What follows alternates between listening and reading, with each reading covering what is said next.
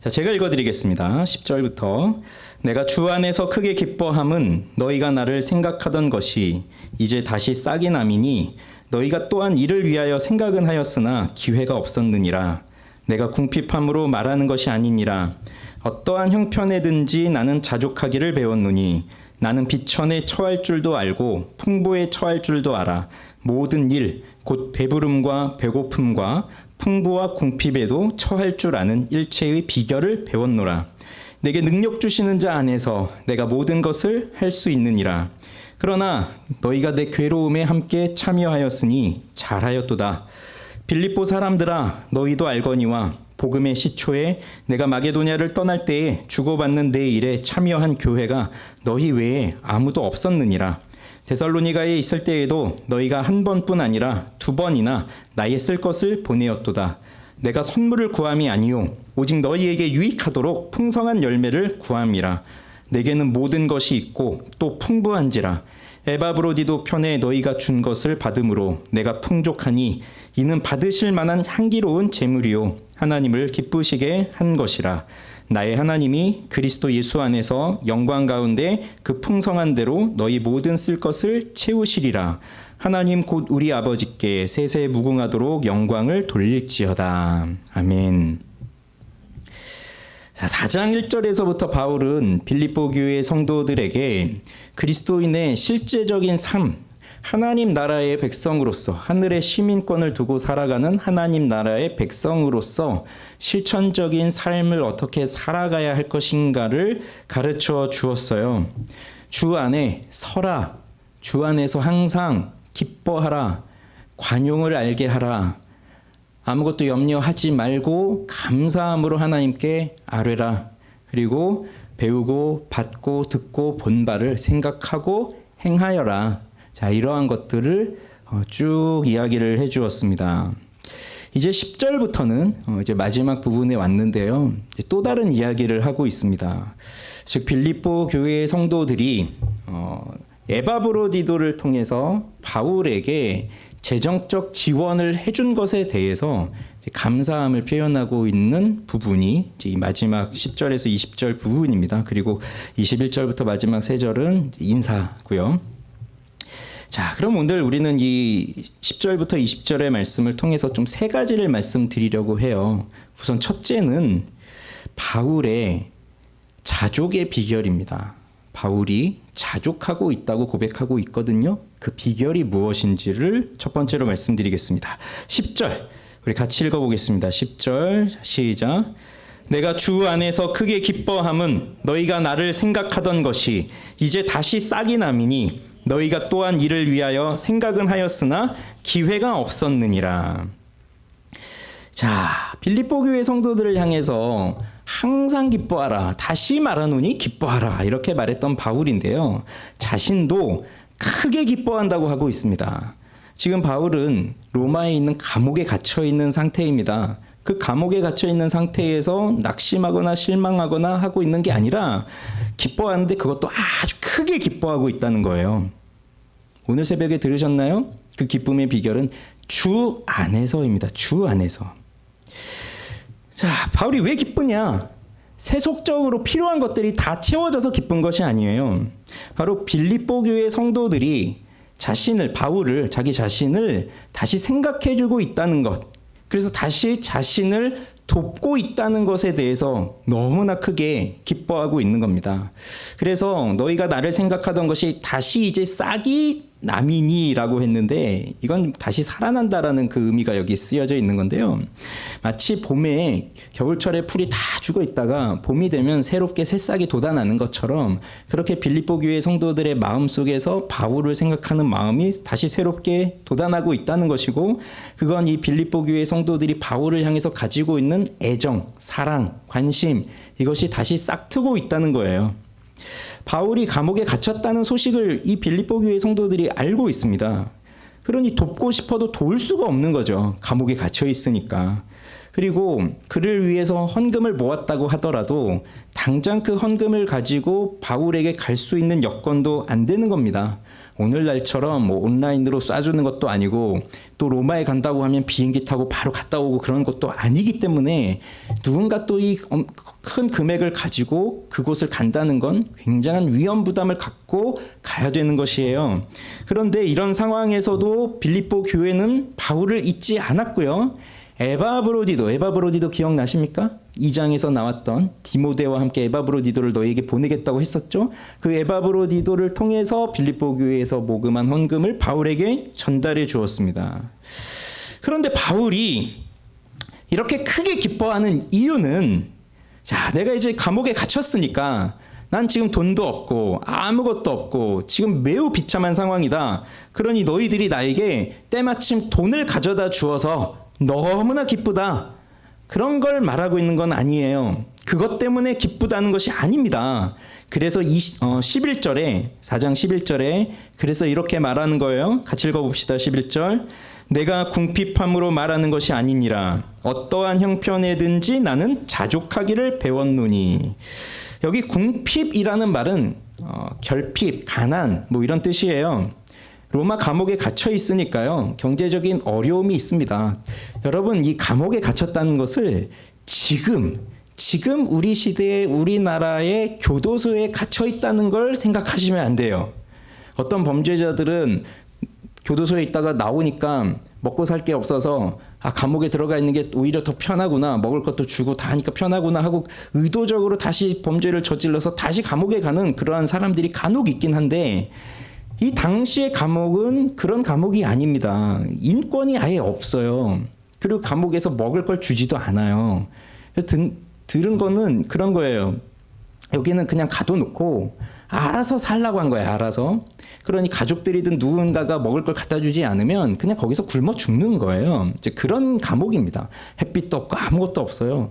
뭐 따뜻한 것도 없죠. 아무것도 없는 그 상황. 자, 그런 상황이라고 생각해 보시면 바울이 어떻게 풍부할 수가 있겠어요. 결핍투성이죠. 없는 것 투성이죠. 당장 먹을 것도 없을 거예요. 그런데도 바울의 고백이 참으로 놀라운데 이렇게 고백하잖아요. 어떠한 형편에든지 나는 자족하기를 배웠노라. 어떠한 형편에든지. 자족이라는 말이요. 자기 자신을 나타내는 그 단어랑 넉넉하다, 충분하다라는 단어가 합쳐진 말이에요. 헬라어에서. 그래서 이것은 이 자족한다는 건 스스로 충분히 만족한다 이런 뜻인데 신약 성경에서 여기만 나옵니다. 이 자족이라는 말이. 그런데 이 말은요, 성경에만 나오는 게 아니라 당시 헬라 철학자들이 자주 쓰던 말이에요. 당시 헬라 철학자들이 많이 가르치던 내용이에요. 자족해라. 그게 이제 삶의 지혜라는 거죠. 철학자들이 생각하는 그 자족.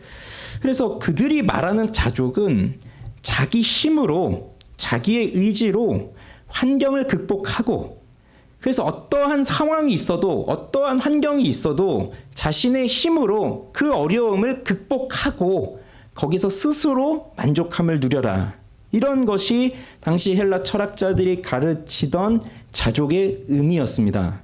그런데 바울이 여기서 내가 어떠한 형편에든지 자족하기를 배웠노라라고 할 때의 자족은 헬라 철학자들이 그 당시 사람들이 생각하고 있는 자족의 의미와는 다른 거예요. 나의 힘으로 환경을 극복해서 내가 만족한다, 그것이 아니라 바울이 자족하는 근거가 어디에 있습니까? 주님 안에 있는 거예요. 주님 안에서 자족하는 것을 배운 겁니다. 그래서 12절에 뭐라고 말하냐면 나는 비천에 처할 줄도 알고 풍부에 처할 줄도 알아. 모든 일, 곧 배부름과 배고픔과 풍부와 궁핍에도 처할 줄 아는 일체의 비결을 배웠노라 라고 말하고 있습니다. 자, 비천, 풍부 서로 반대되는 개념이죠. 배부름, 배고픔 반대되는 개념이에요. 풍부, 궁핍함 반대되는 개념이에요. 서로 다른 상황입니다. 그러니 자, 비천할 때에도, 배고플 때에도, 궁핍할 때에도 자족하는 것을 배웠고, 배부를 때에도, 풍족할 때에도, 풍부할 때에도 자족함을 배웠다고 하는 것이니 모든 일에, 그러니까 일체의 비결이라고 했잖아요. 일체라는 것이 그러니까 모든 상황을 말하는 거예요. 어떠한 상황이든지 간에. 바울이 어떤 사람이었습니까? 그는 자기 자신을 충분히 자랑할 만한 사람이었어요. 당시 이 로마 사회 속에서 가장 부러워할 것이 있다면 로마 시민권을 갖고 있는 거예요. 그러면 사람들의 대우가 달라지는 거죠. 그런데 바울은 나면서부터 로마 시민권을 갖고 태어난 사람이에요. 돈을 주고 산 것도 아니었어요. 그러한 사람이었는데, 그리고 엘리트였고 또 이 유대인 사회 속에서는 바리새인이었고 율법을 잘 배워서 그쪽으로 정통한 사람이었는데, 그런데 이 바울이 예수님을 만나면서 인생이 바뀝니다. 예수님을 만나지 않았다면 아마 사회적으로 세상적으로 부족함이 없이 뭐 풍부와 풍족함과 그런 것을 충분히 누리면서 살아갈 수 있는 그의 배경인데, 예수를 만나게 되면서 그 모든 것을 다 배설물과 같이 여기고 그리스도 예수를 아는 것이 가장 고상한 지식이라는 것을 깨달았기 때문에 예수님을 만나고 보니 그런 것들은 아무것도 아닌 게 되었어요. 그래서 그것들을 버리고 살아가게 됩니다. 그러니까 예수를 위해서 살아가는 삶은 사실 우리가 지금 살고 있는 것과도 다르죠. 우리는 솔직히 좀 편안하게 살고 있어요. 지금 우리는 예수 믿고 살지만 물론 어려워요. 어렵습니다. 이번 한 주간도 아마 어려운 일들이 종종 있었을 거예요. 다들 어렵게 살지만 근데 바울하고 비교를 해보면 우리는 정말 편안하게 사는 거예요. 바울은 예수를 만나서 지금 이 감옥에 갇힌 상태까지 어떻게 살아왔냐면 정말 여러 상황들을 만났는데요. 그는 환난도 경험했고요. 궁핍도 경험했고요. 고난도 경험했고요. 매 맞는 것도 경험했고요. 옥에 갇힌 것도 경험했고요. 돌로 맞는 것도 경험했고요. 그리고 뭐 채찍에 맞는 것도 경험하고요. 배를 타고 가다가 배가 부서진 것도 경험하고요. 뭐 배고픔도 경험하고 강도도 만나고 수많은 어려움들을 이제 겪었던 거예요. 그러니 이 모든 상황에 있으면서 그는 자족하는 것을 배웠다고 말하고 있습니다. 그래서 여기서 자족의 비결이라고 말하고 있는데, 이 비결이라고 하는 것은 우리 이제 비결하면 뭔가 그 며느리에게도 알려주지 않을 그 아주 본인만 가지고 있는 비법, 뭐 성공의 비법, 뭐 이런 걸 생각하기 쉽겠지만, 여기서 말하는 비결이라고 하는 말은 사실 비밀, 여기서 비밀이라는 말이 오는 건데요. 이거는 당시 이방 종교, 특히 신비스러운 신비 종교에 들어가기 위해서 입교를 하게 되는, 그러니까 그 신비 종교에 들어가는 첫 과정, 그걸 이 비결이라고 그 당시에 이게 쓰던 단어예요. 그런데 일반적으로 그런 미신과 신비한 종교는 뭐 거기서 뭔가 신비스러운 뭔가를 경험을 해야 뭐 그런 종교로 들어간다고 하는 거겠지만, 바울이 여기서 이 비결이라고 하는 말을 쓴 것은 그런 이방 종교, 신비 종교 그걸 말하는 게 아니라 예수 그리스도가 내게 그것을 가르쳐 주셨다라고 하는 의미가 되는 거예요. 그런 예수님을 만나지 못한 사람들은 이걸 모릅니다. 어떻게 자족할 수 있는지 그 비결, 그 비밀, 정말 그 감춰져 있는 그 숨겨져 있는 비밀을 모르고요. 예수를 만난 사람들은 이제 아는 거예요. 아는 거예요. 그러면 생각해 봅시다. 바울은 감옥에 갇혀 있는 상황에서 빌립보 교회 성도들이 때마침 돈을 모아서 갖다 주었기 때문에 그것 때문에 기쁜 것이 아닙니다. 그는 자신이 처한 어떠한 상황에서도 언제나 자족할 수 있는 신앙의 비결을 갖고 있었던 사람이에요. 그가 기쁜 건 돈이 있어서가 아닙니다. 그리스도 안에서 한 형제가 된 빌립보 교회의 성도들이 그리스도의 일을 위하여서 나와 함께 수고하고 나와 함께 고난을 받고 나와 함께 이 복음을 위한 일에 동참하고 있다는 것으로 인해서 기뻐하고 있는 거예요. 그래서 어떠한 상황에도 자족할 수 있는 이 바울의 신앙은 바울만 가지고 있어서 될 것이 아니라 우리도 동일한 믿음을 가지고 살아야 합니다. 그래서 우리도 동일한 고백을 할 수 있어야 돼요. 어떠한 상황이 오더라도 나는 자족할 수 있습니다.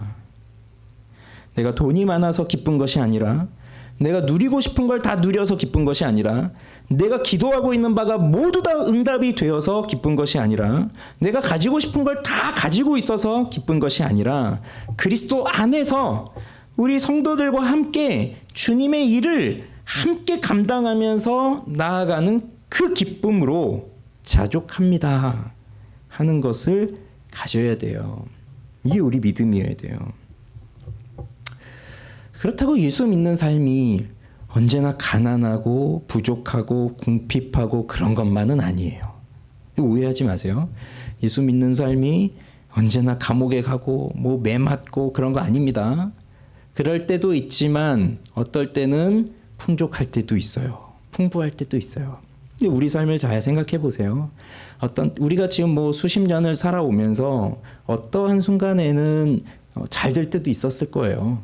회사도 잘 되고 뭐 사업도 잘 되고 아이들도 잘 크고, 그래서 우리 경제적인 어려움 없이 또 이렇게 잘 지나가면서, 그리고 교회도 좋고 뭐 신앙도 좋고 뭐 다 즐겁게 이렇게 살아가던 때도 있을 거예요. 그러나 그렇게 살다가 어느 순간에 어려움이 찾아와요.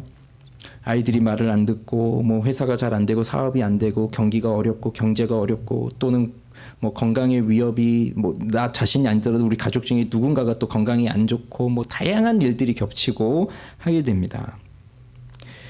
그래서 우리는 어떠한 상황에든지 자족할 수 있어야 된다는 얘기예요. 인간이 배부를 때에만, 그러니까 만족할 때, 그러니까 내게 모든 것이 다 갖추어졌다, 내가 기도하는 게 다 됐다 할 때만 자족하는 게 아니라, 그때에도 자족하지만 없을 때에도, 부족할 때에도, 그때도 자족할 수 있어야 돼요. 만약에 우리가 내가 누리고 싶은 걸 다 누리고 있을 때 나는 자족합니다라고 하는 그 신앙이고, 내가 가지고 싶은 것이 잘 되지 않는다라고 할 때는 자족하지 못하는 그러한 신앙이라고 한다면, 우리는 사실 내 인생에 어려운 일이 닥치면 자족이 아니라 원망이 들어올 거예요. 그러나 우리는 모든 게 잘 될 때보다 잘 되지 않을 때가 더 많습니다. 그리고 잘 되는 상황이라 하여도 다른 사람이 볼 때는 너무 잘 됩니다, 너무 좋습니다, 너무 하나님이 정말 은혜를 주시는 것 같습니다라고 해도 본인 스스로는 또 만족이 안 되는 그런 상황도 많을 거예요.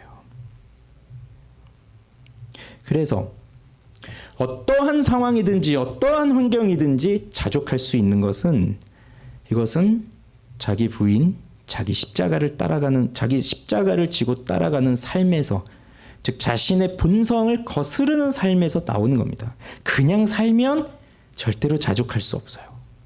우린 욕심이 너무 많거든요. 그래서 이 정도 되면 좋겠다라고 생각했는데 정말 그 정도가 됐어요? 그러면 거기서 만족이 아니라 좀만 더 되면 좋겠다, 이런 욕심이 우리에게 들어오기 때문에, 그래서 어떠한 상황이든지 자족할 수 있으려면 사실 우리 본성을 거슬러야 됩니다. 그게 자기 부인이에요. 그게 자기 십자가를 지고 가는 거예요. 그런데 바울이 이어지는 13절에서 이렇게 말하거든요. 자, 한번 읽어볼까요? 시작. 내게 능력 주시는 자 안에서 내가 모든 것을 할 수 있느니라. 여러분, 이 말씀 오늘 처음 들어보시나요? 아마 아닐 겁니다. 빌립보서를 내가 처음부터 끝까지 다 안 읽어봤다 하더라도 이 말씀은 어디선가 들어보셨을 거예요. 어디 뭐 식당에 갔는데 액자가 딱 걸려 있는데 이런 말씀이 딱 걸려 있고, 그렇죠? 그런 식으로 우리가 이 말씀을 많이 봤을 거예요. 그래서 많은 분들이 이 빌립보서 4장 13절을 개인적으로 좋아하는 성경 구절이고, 많은 분들이 외우고 있고, 또 많은 분들이 이 말씀으로 격려를 얻어요. 힘을 얻어요. 근데 우리는 언제 이 말씀을 찾고 있습니까? 언제 이 말씀을 외우고 있습니까? 내가 뭔가를 해야 되는데, 근데 그 일이 참 어렵게 느껴져서, 그래서 내게 능력 주신 자 안에서 나는 모든 것을 할 수 있느니라 라는 말씀을 외우면서 나는 할 수 있어 라고 할 때 이 말씀이 떠오르십니까? 아니면 누군가 지금 굉장히 힘들어하고 있어요. 그 힘들어하는 사람을 권면해 주기 위해서, 위로해 주기 위해서 능력 주시는 자 안에서 모든 것을 할 수 있다, 그렇게 위로해 주시고 그러셨습니까? 누군가에게 교회 일을 맡기려고 하는데 저는 능력이 없어요. 저는 할 수가 없어요. 라고 할 때 목회자들이 이 말씀을 딱 제시하면서 네게 능력 주시는 자 안에서 모든 것을 내가 할 수 있다고 하는데 예수님만 믿으십시오 하면서 권면해 주는 말일까요? 우리 수험생들, 시험을 앞두고 있는 학생들, 공부가 참 힘들고 어려워요. 그럴 때 책상 앞에 딱 이 말씀 놓는 거죠. 내게 능력 주시는 자 안에서 내가 모든 것을 할 수 있느니라. 그런데요, 여러분, 이 빌립보서 4장 13절은요, 이 너무 유명한 말씀이지만 하나님이 이 말씀을, 특별히 바울이 여기 빌립보서에서 이 말씀을 쓴 이유는요, 우리의 성공을 위해서 준 말씀이 아니에요. 근데 우리는 사실 다 이걸 잘못 이해하고 있어요. 앞뒤 다 잘라먹고 이것만 딱 끄집어내가지고 내게 능력 주신 자 안에서 모든 일 내가 다 할 수 있다, 이렇게 그것만 딱 보고 하나님 나한테 능력 주시는 거야, 난 모든 일 할 수 있어, 그렇게 생각하지만 사실 이 말씀의 의미는 그게 아니에요. 그런 의미가 아니에요. 우리 다 오해하고 있어요. 우리 성공을 이루라고, 내가 너 성공시켜줄게, 그래서 내가 너에게 능력을 줄게, 나만 믿어, 나만 믿고 따라와, 그런 말씀이 아닙니다. 그럼 뭘까요? 문맥을 잘 보셔야 돼요. 지금 이게 무슨 얘기를 하면서 바울이 지금 이 얘기를 하고 있는지. 그러니까 앞뒤 다 잘라먹고 요 구절만 딱 띄워놓고 보니까 오해를 하는 거예요. 앞에서 무슨 얘기하고 있었습니까 지금? 난 어떠한 상황에서도 자족할 수 있습니다. 풍족할 때에도, 굶주릴 때에도. 그것을 할 수 있게 해준다는 얘기예요. 내게 능력 주시는 자 안에서 나는 모든 것을 할 수 있다는 말이 뭐냐면, 지금 말씀드렸잖아요. 내가 자족하기 위해서는 자기 자신을 거슬러야 된다고요. 내 본성을 거스르지 않으면 난 이걸 할 수 없다고요. 그러니 그냥 나 혼자서는 절대로 자족의 삶을 살아갈 수 없어요. 그런데 내가 자족의 삶을 살아가기 위해서는 바로 내게 능력 주시는 자, 그분 안에 있어야만 이것이 가능하다는 얘기예요. 모든 걸 할 수 있다, 그 말이에요. 그래서 모든 것들이 갖추어져 있는 상황만이 아니라 없는 상황에서도 자족할 수 있는 비결이 바로 여기 있다는 거예요. 자, 그래서 이 13절에서 중요한 것이 내게 능력 주시는 자 안에서라는 말이에요. 내게 능력 주시는 자.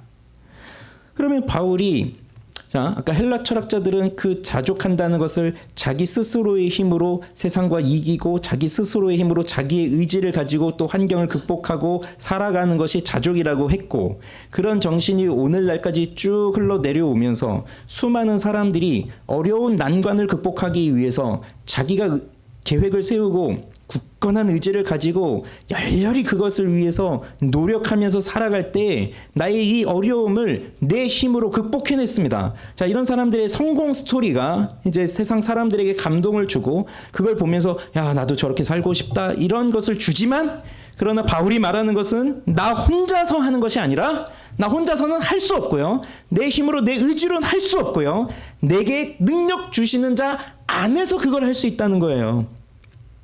그래서 이 고백은 내가 모든 걸 할 수 있다, 그 고백이 아니라 나는 아무것도 할 수 없는 존재입니다, 그 말이에요.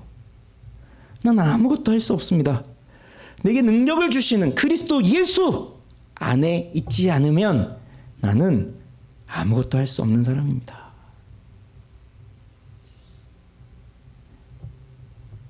능력을 주시는 분, 그분이 그리스도 예수입니다. 우리가 그리스도 예수 안에 있을 때 모든 것을 할 수 있습니다. 오늘 새벽에 함께 나누었어요. 기뻐하라, 항상 기뻐하라, 관용을 알게 하라, 또 뭐 아무것도 염려하지 말고 다 감사함으로 기도해라, 간구해라. 이게 안 되는 거잖아요. 우린 성경을 읽으면서 야, 이건 어차피 못하는 일이야, 이건 할 수 없는 일이야, 그러면서 읽기는 읽는데 우리 마음속에서 빨간 줄 찍찍 그으면서 야, 이거는 난 절대 할 수 없는 일이야, 이건 할 수 없는 일이야, 그렇게 생각하는 말씀들이 얼마나 많이 있습니까? 자, 그런 말씀들 중에서 항상 기뻐하라, 여러분 이거 실천할 수 있으세요? 관용을 베풀어라, 내가 좋아하는 사람한테만 관용을 베푸는 게 아니라 내가 싫어하는 원수에게도 관용을 베풀어라, 이걸 우리가 할 수 있겠어요? 뭐 염려와 불안이 늘 치밀어 올라가지고 나를 그 염려가 불안이 정말 나를 잡아먹고 있는 그런 상황 속에서 아무것도 염려하지 말고 감사함으로 하나님께 아뢰고 하는 거, 이게 할 수 있는 일이에요? 어려운 일이에요. 그러니 우리는 다 빨간 줄 긋는 거예요. 나 이건 못해, 이건 못해. 하나님 말씀하셨지만 어차피 하나님도 내가 이거 못한다는 거 알고 계셔. 말씀을 하신 거지만 어차피 내가 못한다는 거 하나님도 알고 계셔. 그러니까 내가 못해도 이해하실 거야. 이렇게 생각하고 지나가는 말씀들이 많이 있지만 하나님 우리에게 주시는 말씀을 그런 식으로 주신 거 없어요. 성경에 기록이 되어 있다면 하라는 거예요. 하라는 거. 하라는 거는 무슨 의미예요? 할 수 있다는 거예요.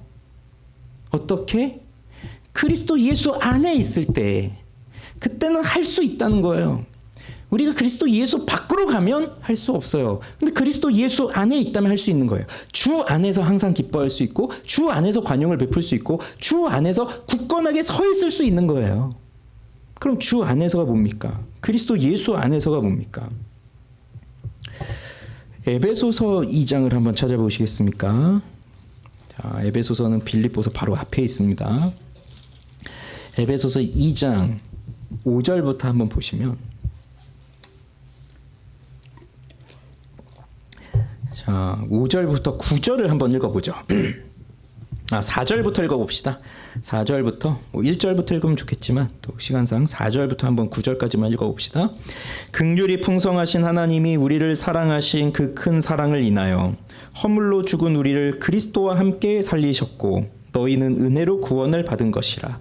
또 함께 일으키사 그리스도 예수 안에서 함께 하늘에 앉히시니 이는 그리스도 예수 안에서 우리에게 자비하심으로써 그 은혜의 지극히 풍성함을 오는 여러 세대에 나타내려 하심이라. 너희는 그 은혜에 의하여 믿음으로 말미암아 구원을 받았으니 이것은 너희에게서 난 것이 아니요 하나님의 선물이라. 행위에서 난 것이 아니니 이는 누구든지 자랑하지 못하게 함이라.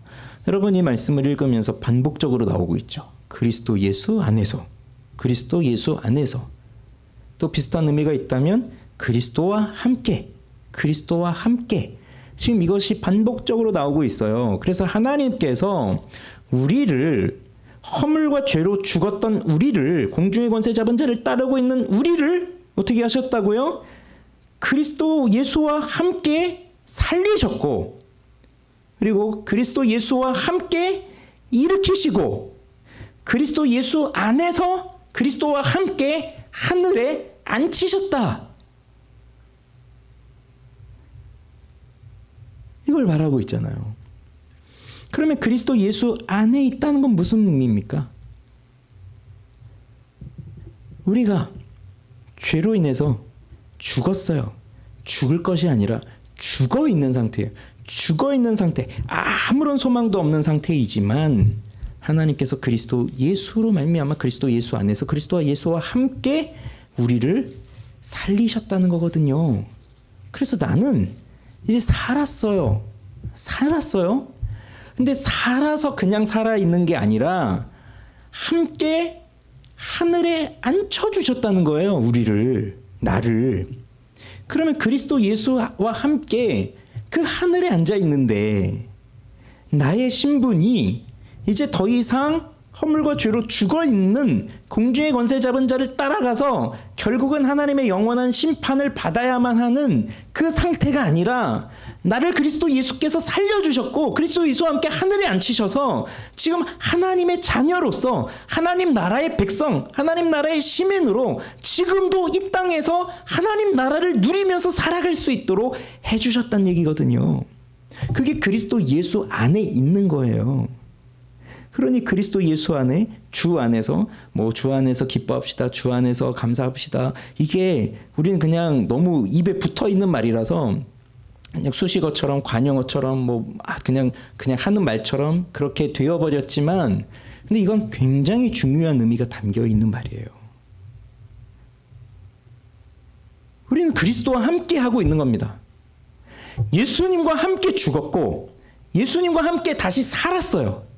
그리고 지금도 예수님과 함께 살아가고 있어요. 그래서 우리는 그리스도의 뭐예요? 몸이에요. 그리스도는 우리의 머리예요. 그렇게 떨어질 수 없는 그리스도와 우리는 운명을 함께하는 그런 머리요 몸이 되어서 떨어질 수 없는 그 상황, 그 상태, 그 신분, 그 자격, 그것을 하나님이 우리에게 주셨다는 겁니다. 그리스도 예수 안에서. 그러면 그리스도 예수는 누구십니까? 이 모든 세상을 창조하신 분 아니세요? 그리고 하나님께서 우리 빌립보서에 보면 나와 있지만 이 2장 5절부터 11절은 어떻게 보면 이 빌립보서에서 가장 핵심적인 내용이기 때문에 우리가 그 부분을 잘 묵상하고 있으면 너무 좋죠. 그렇게 정말 겸손함으로 하나님과 동등됨을 취할 것을 여기지 아니하시고 종의 형체를 빌어 사람의 몸으로 이 땅에 오셔서 죽기까지 복종하셨던 그리스도 예수를 하나님이 어떻게 하셨다고요? 다시 살리셔서 모든 무릎이 예수 그리스도 앞에 무릎을 꿇게 하시고 모든 입이 주를 시인하게 하신 그 일을 하나님께서 그리스도께 해주셨으니 그분은 이제 모든 통치, 하늘과 땅의 모든 권세를 그리스도 예수께 주셨단 말이에요. 그분 안에 우리가 있는 거예요. 그분과 함께 하늘에 앉아 있는 거예요. 그런데 돈이 좀 없다고, 뭐 좀 몸이 좀 피곤하다고, 좀 마음이 좀 상한다고, 뭐 감정이 좀 상한다고, 저 사람이 날 좀 무시한 것 같다고, 그것 때문에 마음이 상하고 원망이 들고 정말 세상 다 무너진 것처럼 그렇게 축 처지고 그럴 필요가 없다는 겁니다. 우리 그리스도 예수 안에 있다는 거예요. 그래서 살아가면서 우리 마음을 상하게 하는 게 뭐가 있는지를 잘 봐보세요. 만약에 예를 들어서 예입니다. 예. 만약에 여러분들이 뭐 눈에 보여지는 어떠한 그 물질의 소유, 그것을 굉장히 중요하게 여긴다면, 자동차를 예로 들어볼까요? 자동차를. 그러면 어떤 사람이 뭐 BMW나 벤츠를 타고 다녀요. 근데 나는 소형차를 타고 다녀요. 근데 저 사람 내가 봤을 때 나보다 뭐 그렇게 썩 좋아 보이는 그런 건 아닌 것 같아요. 근데도 그 사람은 그런 차를 타요. 근데 속으로, 겉으로는 뭐 괜찮아 뭐 하지만 속으로 나는 언제 저런 차 한번 타보나. 그리고 어디 이렇게 다닐 때 조그만 차를 타고 다니는 것으로 인해서 사람들이 나를 무시하면 어떡하나? 그런 생각을 가지고 있다면 그게 자족이에요? 뭔가 부족함을 가지고 있는 거예요, 스스로. 그리고 자기가 원하는 게 바로 거기에 있는 거예요. 내가 그걸 얻고 싶다. 그걸 누리고 싶다. 그런데 정말 그리스도 예수 안에서 자족하면서 살아간다면 아무것도 안 되는 거예요. 저 사람 저걸 타면 그래, 좋은 차 탔네, 축하해요, 편안하게 타고 다니세요. 멸시할 것도 없고 욕할 것도 없어요. 그냥 편안하게 타고 다니세요. 잘 됐습니다, 축하해주고 나는 내 차가 좋아요. 뭐 그러는 거예요. 왜? 그리스도 예수 안에 있기 때문에요. 바울이 그걸 깨달은 거잖아요. 옛날에는 뭐 로마 시민권 아니면 자기 베냐민 지파 히브리인 중에 히브리인 뭐 율법의 흠욕, 이게 너무 자랑할 거리였는데 그리스도 예수를 알고 보니까 그리스도 예수 안에 딱 들어와 있으니까 아무 필요가 없는 거예요. 뭐 주시면은 뭐 그렇게 하고 아니면 또 아닌 거고, 그게 삶의 목적이 아니라는 거죠. 그게 그리스도 예수 안에 있을 때 나타나는 변화예요. 그래서 내게 능력 주시는 자 안에서 내가 모든 것을 할 수 있다, 이 말은 그냥 내가 이 꿈이 이거예요, 내 목표가 이거예요, 그러니 내가 이걸 이룰 수 있도록 하나님 내게 능력 주세요. 그래서 이거 내 성공을 위한 그 하나님한테 뭔가 압박하고 뭔가 그 하나님을 협박하려고 하는 그런 말씀이 아니라 어떠한 상황에서도 나는 자족할 수 있다, 그것을 말해주는 말씀이에요. 자, 두 번째, 이제 이 빌립보 교회의 성도들이 바울을 어떻게 도왔는지를 한번 보십시오. 14절입니다. 그러나 너희가 내 괴로움에 함께 참여하였으니 잘하였도다. 자, 이 빌립보 교회 성도들이 바울의 괴로움에 함께 참여했다라고 하는데, 이 괴로움이라고 하는 말은요, 뭔가를 이렇게 위아래에서 꽉 누르는 이런 압박. 바울이 살면서 뭔가 이렇게 나를 꽉 눌러서 아주 찌부시키는, 아주 나를 이렇게 터트려버리는 그런 엄청난 고난과 그런 어려움을 당하고 살았던 거죠. 그래서 그 고통에, 그 괴로움에 너희가 함께 참여했다. 근데 빌립보 교회 성도들이 어떻게 바울의 고통에 참여했나요? 바울이 당하는 환난, 고난은 아까 말씀드린 것처럼 뭐 예수님 전하기 위해서 다니다가 붙잡혀서 매를 맞고 또 배 타고 가다가 배가 파선해서 빠져 죽을 뻔하고 사람들에게 정말 40에 하나 가만 매를 맞고 그리고 사람들한테 맞아서 정말 고꾸라지고 막 이런 어려움을 당하고 있을 때 그 괴로움을 너희가 나와 함께 했다는 건 그럼 빌립보 교회 성도들이 다 바울을 일일이 쫓아다니면서 바울이 매 맞을 때 같이 맞아주고 바울이 그렇게 배에서 물에 빠질 때 같이 빠져주고 그랬다는 얘기입니까? 먹을 것이 없어 굶주리고 있을 때 그들도 같이 굶주리고 그랬다는 얘기입니까? 아니죠. 빌립보 교회 성도들은 빌립보에서 살고 있는 것이고 바울은 계속 돌아다니고 있으니까요. 근데 나의 괴로움에 너희가 함께 참여했다는 건 무슨 의미겠어요? 18절을 보십시오. 읽어봅니다. 시작. 내게는 모든 것이 있고 또 풍부한지라 에바브로디도 편에 너희가 준 것을 받음으로 내가 풍족하니 이는 받으실 만한 향기로운 제물이요 하나님을 기쁘시게 한 것이라. 그러니 이 빌립보 성도들이 어떻게 바울의 괴로움에 동참했냐면요. 그들이 헌금을 한 거예요. 그리고 에바브로디도를 통해서 그것을 전달해 준 거예요. 그게 나의 괴로움에 함께 한 것이다. 그렇게 바울은 말하고 있는 겁니다. 복음을 위해서 수고하고 있고 복음을 위해서 굶주린 상태에 있고 복음을 위해서 감옥에 갇힌 상태에 있는 이 바울을 위해서 그들이 이 빌립보 교회 성도들이 십시일반으로 헌금을 해서 그 물질을 모아서 에바브로디도를 통해서 보내준 그 헌금이 그렇게 하였던 것이 나와 함께 괴로움에 참여하였다라는 것이 돼요. 그래서 15절에 보면 빌립보 사람들아 너희도 알거니와 복음의 시초에 내가 마게도냐를 떠날 때에 주고받는 내 일에 참여한 교회가 너희 외에 아무도 없었느니라. 사도행전 16장에 보면 바울이 원래 아시아 쪽에서 선교를 하려고 했다가 성령께서 환상을 보여주셨잖아요. 마게도냐 사람이 와서 우리를 도우라. 이 환상을 보고 이제 루트를 바꿔서요. 이제 배를 타고 유럽을 향해서 가게 됩니다. 그쪽으로 갔던 게 마케도니아. 지금 성경에 마게도냐라고 나오지만 마케도니아, 지금의 그리스죠. 그렇게 가서 제일 먼저 갔던 곳이 빌립보였어요.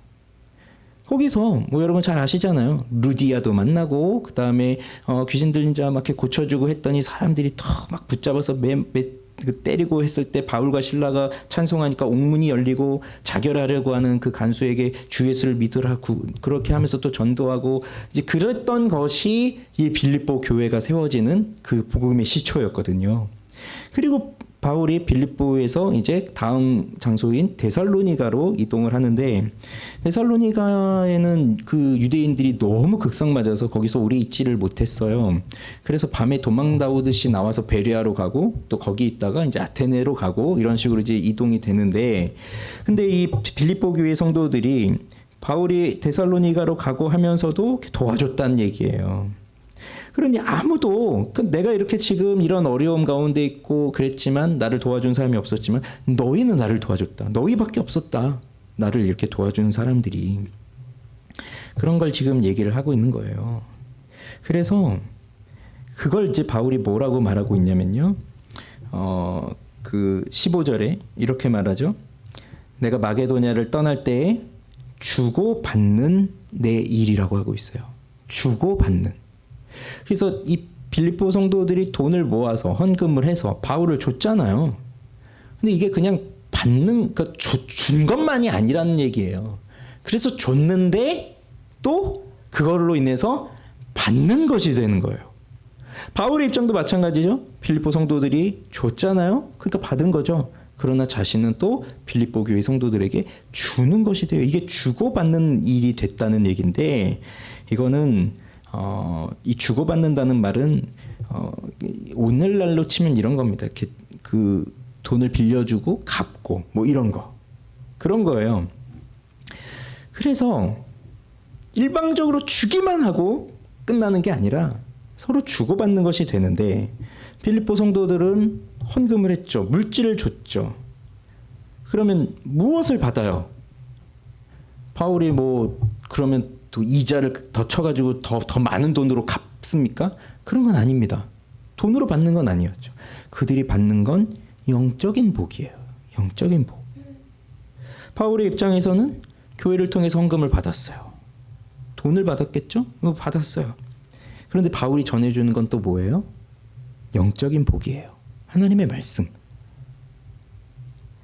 그래서 그리스도인들은요, 누군가를 돕는다, 누군가의 괴로움에 동참한다 라고 했을 때 그때 우리가 할 수 있는 것이 바로 헌금, 그러니까 구제죠.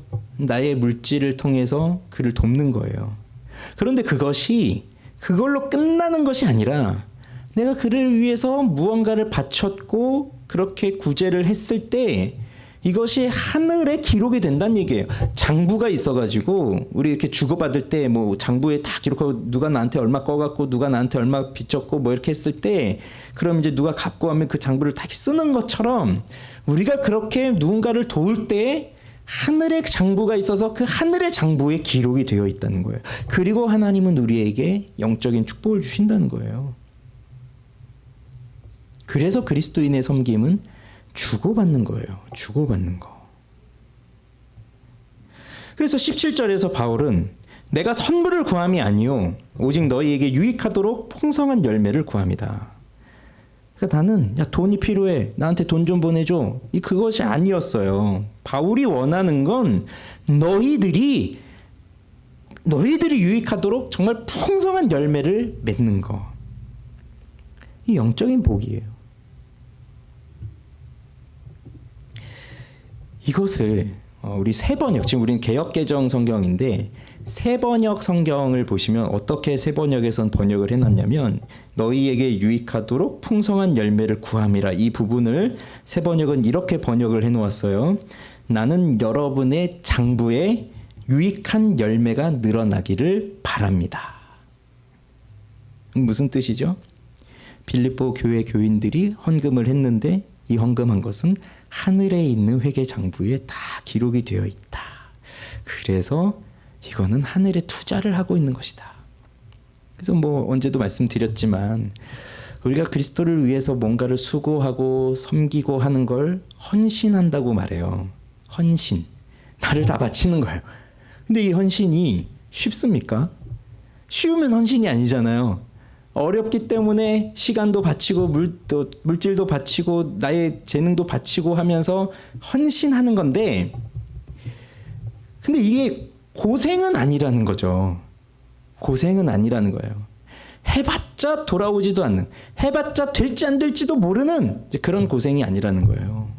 근데 세상의 사람들은 세상에서 내가 여기에 투자했을 때 그것이 그대로 불어나서 그것이 그대로 나한테 돈을 더 투자를 더 이렇게 더 부자가 될 수 있도록 해준다는 보장도 없는데도 그걸 투자를 한단 말이에요. 왜냐면 자기가 성공할 거라고 믿으면서 투자를 하는데 그걸 고생이라고 생각 안 해요. 미래를 위한 투자라고 생각하지. 근데 돌아오는 건 실패가 많아요. 그러나 우리가 하나님 나라를 위해서 행할 때는 실패가 아니라, 그러니 이거는 그냥 고생이 아니라 그냥 당연히 해 나가는 것이고요. 이건 우리를 더 하나님께서 풍성한 삶을 살게 하시도록 우리를 다 이렇게 적어놓고 계신 거예요. 그래서 주고받는 거예요. 주고받는 거.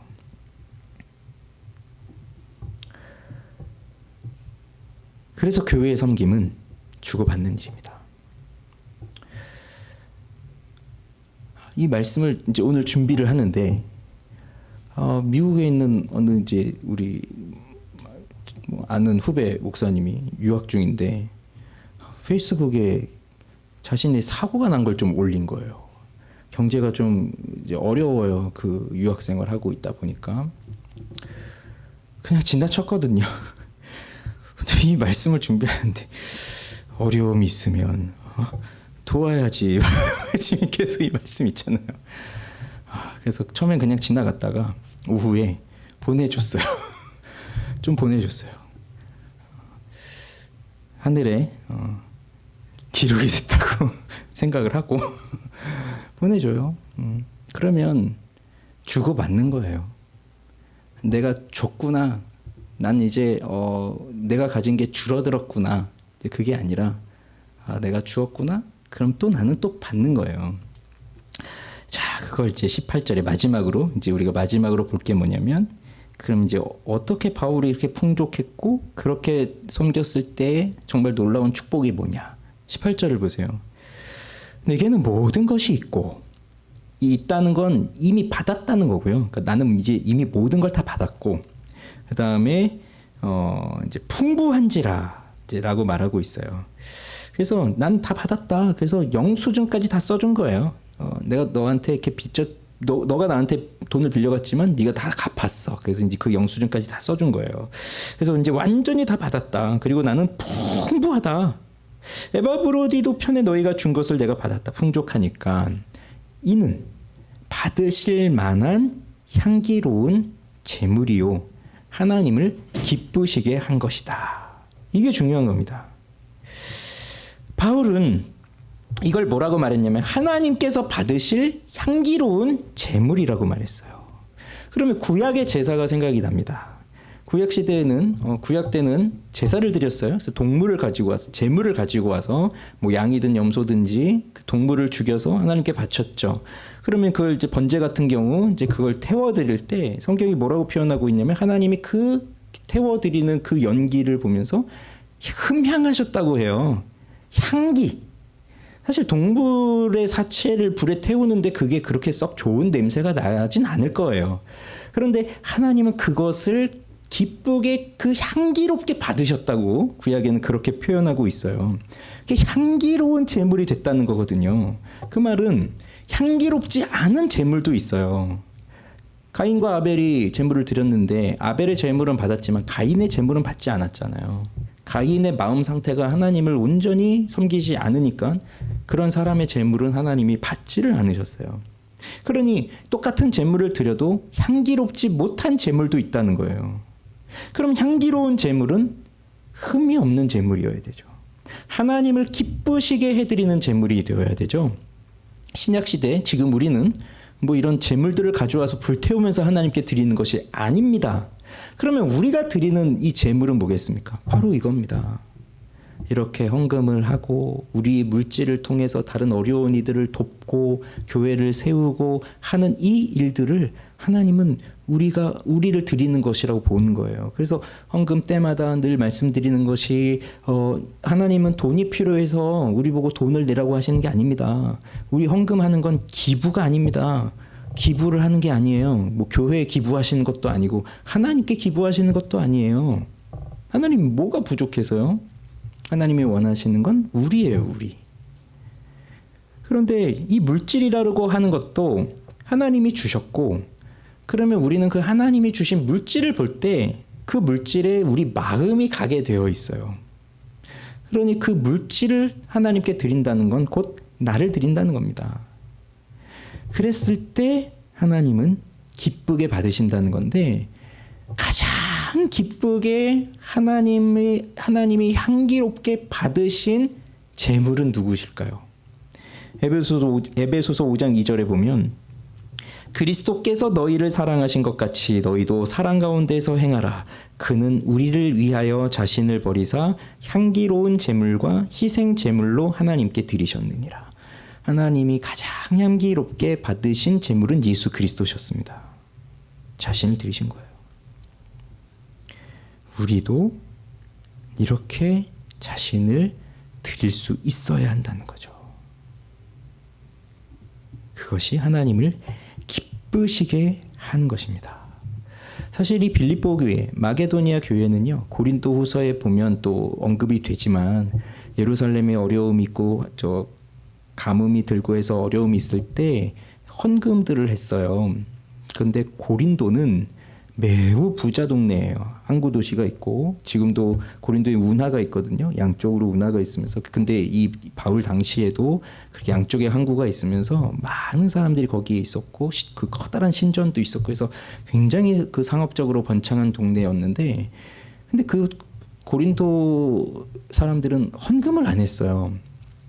그래서 그 고린도후서 8장에 보면은 그 마게도니아 교회 성도들이 헌금한 걸 예를 들면서 그들은 정말 어려운 중에 기쁨으로 했다. 부족한 중에. 그러니까 마게도니아 사람들은 고린도 사람들에 비하면 굉장히 가난하고 어려운 사람들인데 그들은 힘대로 힘에 지나도록 헌금을 했던 거거든요. 그걸 하나님이 기뻐하신 거였어요. 그렇게 하시면 자 19절에 나의 하나님이 그리스도 예수 안에서 영광 가운데 그 풍성한 대로 너희 모든 쓸 것을 채우시리라. 여기 19절에 그러나라는 말로 원래 시작됩니다. 근데 우리말에 빠져 있어요. 그러니까 18절하고 연결되어 있는 거죠. 빌립보 교회가 어려운 중에 헌금을 했습니다. 그런데 그렇게 할 때 하나님이 채워주십니다. 뭘 채워주신대요? 19절에 보니까 너희 모든 쓸 것을 채우시리라. 근데 너희 모든 쓸 것을, 이게 무슨 의미냐면 내가 원하는 모든 걸 다 준다는 게 아니에요. 우리는 기준을 나한테 두거든요.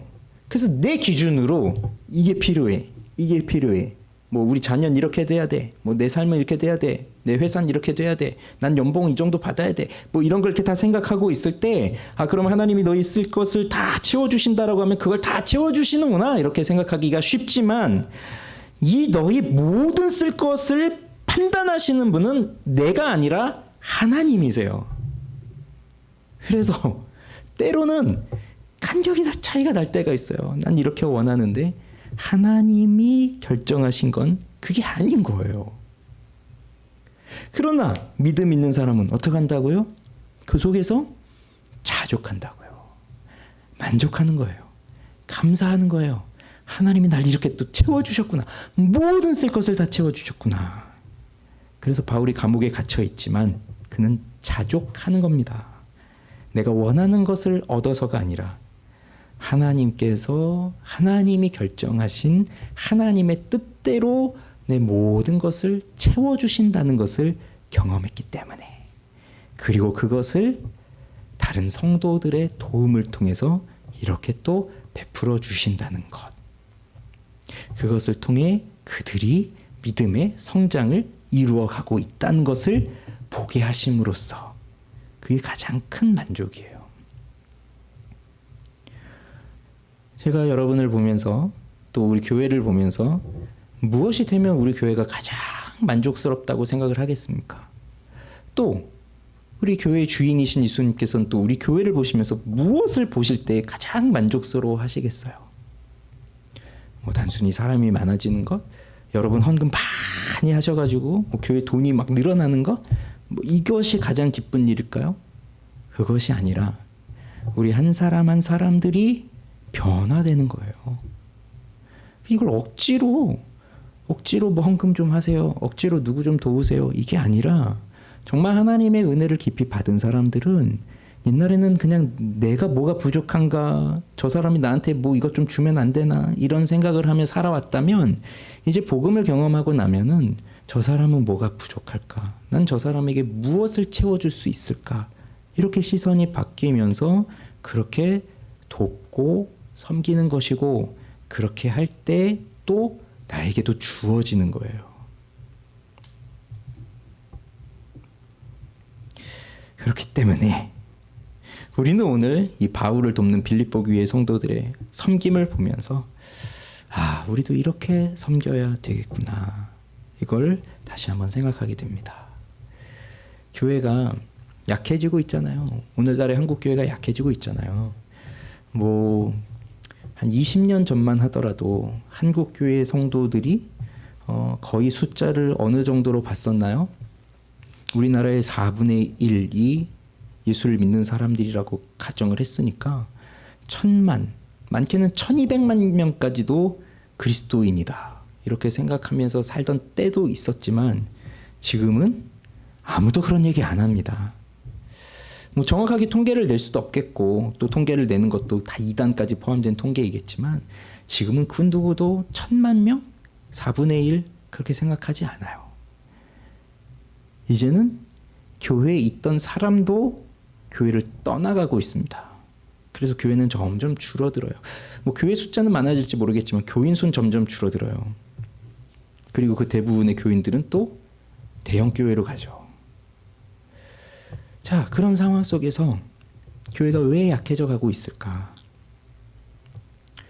사람들을 그동안 너무 힘들게 했구나, 교회가 너무 많은 걸 요구했구나, 너무 많은 헌신을 요구했구나, 이제 그런 생각을 하면서 하나씩 하나씩 줄여준 거예요. 교회가 해줄 테니까 그냥 오세요. 교회가 다 제공을 해줄 테니까 그냥 나오세요. 교회가 무너진 건 거기에 있어요. 그러니 스스로 서 있을 만한 능력이 이제 없는 거예요. 편해진 거예요. 신앙생활을 편하게 하는 거예요. 그러니 바람만 살짝 불어도 뭔가 나한테 부족한 게 있다고 느껴지면 바로 신앙을 포기하고 그냥 자기 길 찾아 나가서는 것이 오늘날의 교회죠. 그렇기 때문에 이 교회를 다시 세우기 위해서는 무엇이 필요하겠습니까? 그리스도 예수를 바라보면서 그리스도 예수 안에서 살아가는 것이 무엇인지를 내가 직접 경험해 가야 되는 건데, 그건 그냥 가만히 앉아서 생각만 하면서 되는 것도 아니고요. 그냥 가만히 앉아서 책만 읽는다고 해서 되는 것도 아니에요. 실제로 섬겨가야 돼요. 섬겨야 돼요. 내 시간도 내 물질도. 그러면서 누군가 살아나는 걸 또 봐야 돼요. 내가 이렇게 하면서 누군가 또 사는구나. 이걸 또 봐야 돼요. 그러면서 누군가 또 나를 돕는 겁니다. 오고 가는 거예요. 주고받는 거예요. 그거 아름답지 않습니까? 내가 늘 준다고만 생각하지 마십시오. 아니, 내가 늘 받는다고만 생각하지 마십시오. 주고 받는 겁니다. 줄 때도 있고 받을 때도 있는 거예요. 바울이 주기만 합니까? 바울도 받습니다. 어린 성도라고 해서 받기만 하나요? 어린 성도도 주는 거예요. 말씀을 맺겠습니다.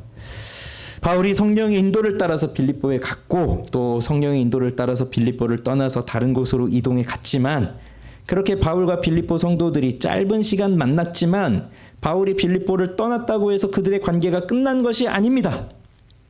다시는 만날 수 없었을지도 모릅니다.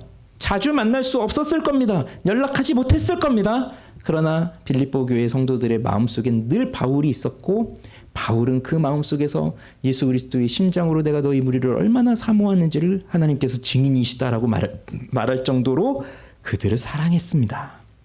이게 교회의 관계예요.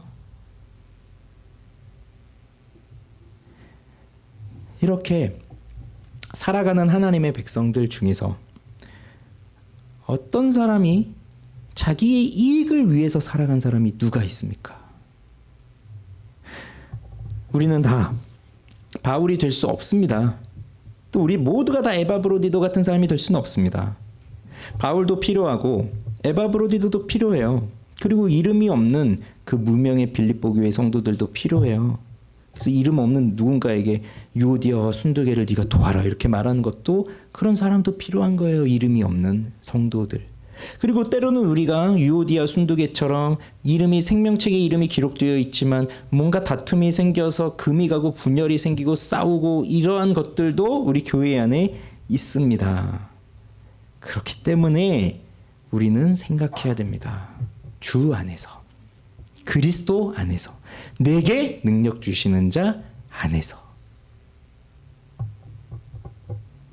그래서 그 주님 안에서 언제나 자족할 수 있는 믿음을 가지고 나의 것을 하나님과 다른 지체들을 위해서 내어줄 수 있는 그러한 삶을 우리가 살아가게 되기를. 그래서 하나님이 우리를 보실 때에 정말로 향기로운 재물, 기뻐하시는 재물이 되도록 그런 삶을 우리가 살아가게 되기를 바랍니다.